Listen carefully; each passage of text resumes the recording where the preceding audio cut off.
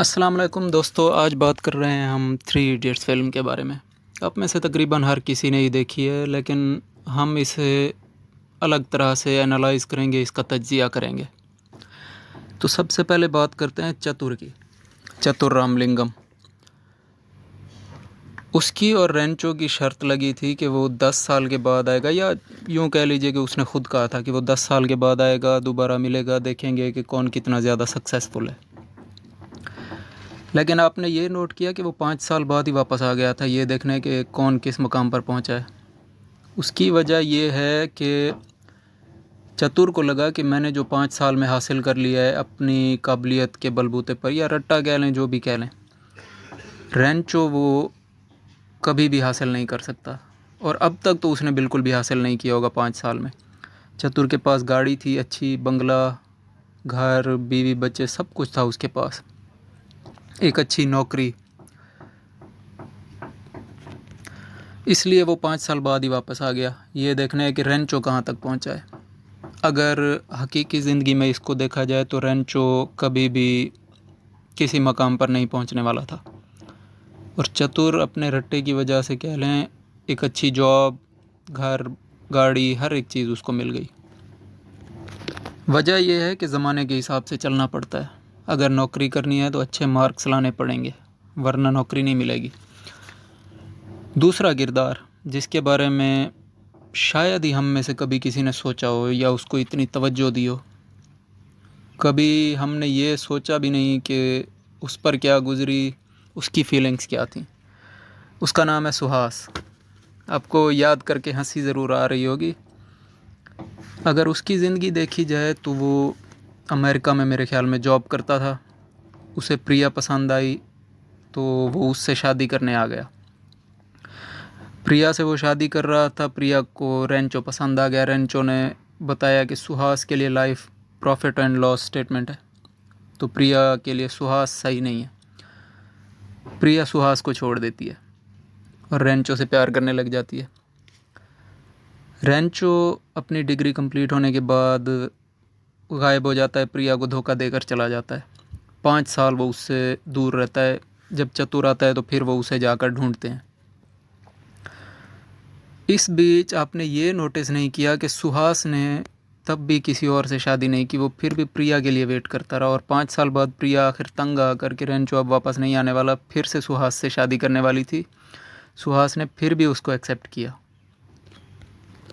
और इस एक्सेप्ट करने के बावजूद जब राजू और फरहान प्रिया को लेने आए, प्रिया फिर से सुहास को छोड़कर भाग गई।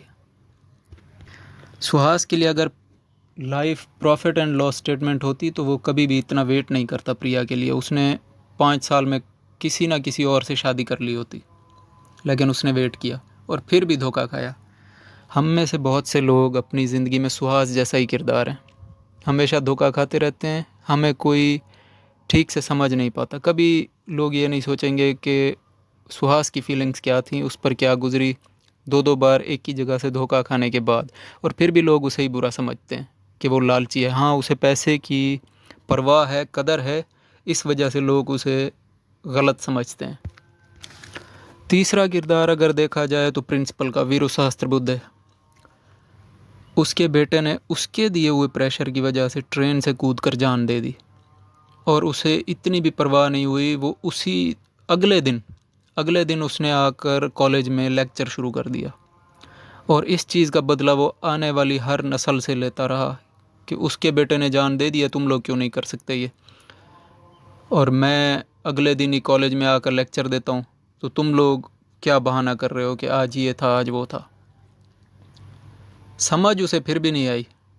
कुछ लोग इस तरह के डीठ होते हैं हमारी ज़िंदगी में, हमें मिलते रहते हैं। और इन लोगों का मसला ये है कि ये लोग कभी भी नहीं सुधरते।